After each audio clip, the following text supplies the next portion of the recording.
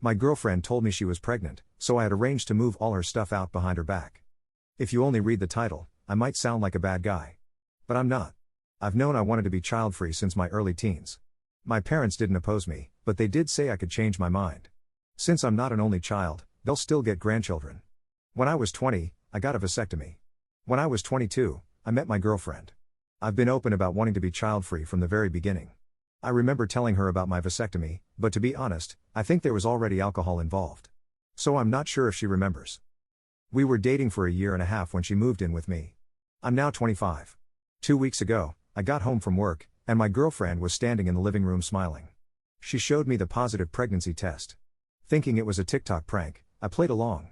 When she didn't reveal it was a prank, I knew what had happened, but I continued playing along. That night, I got up at midnight and started sending emails. I took a week off work and emailed my best friends the details, telling them to pretend they knew nothing and be prepared. The next morning, I left for work as usual, but I didn't go to work. Carl, one of my friends, was waiting outside. He had a cap and a hoodie ready for me. The whole week, we followed Katie, and on day 3, she met up with her affair partner. We followed them to a motel, and then Carl followed him to his home. The guy was married with kids. We devised a plan. I convinced Katie to go to her parents' house to tell them the good news last Saturday. While there, I gave my friends the keys to my home. At Katie's parents' house, we had lunch with the parents and siblings first, and then Katie told them the good news. Everyone was happy. After a while, I got a call I had to take. It was my friends telling me they were done and ready. So I asked to make an announcement. I pulled Katie aside in front of everyone. I bet they thought I was going to propose. I started by telling how we met, how much she meant to me, and ended with, and that's why it hurt so much that you cheated on me and got pregnant by someone else. The room was silent. Katie looked shocked. She started telling me it wasn't a funny joke. I said I'm not joking. The moment you told me you were pregnant, I knew you cheated. I got a vasectomy 5 years ago, and I go to checkups every year. So if you're pregnant, you have cheated. At that moment, her phone rang. I told her to answer it. It was probably AP's full name.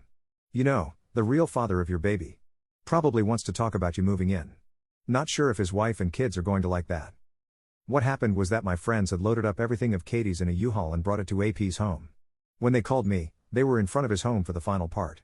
They rang the doorbell and asked the AP where they could put her things.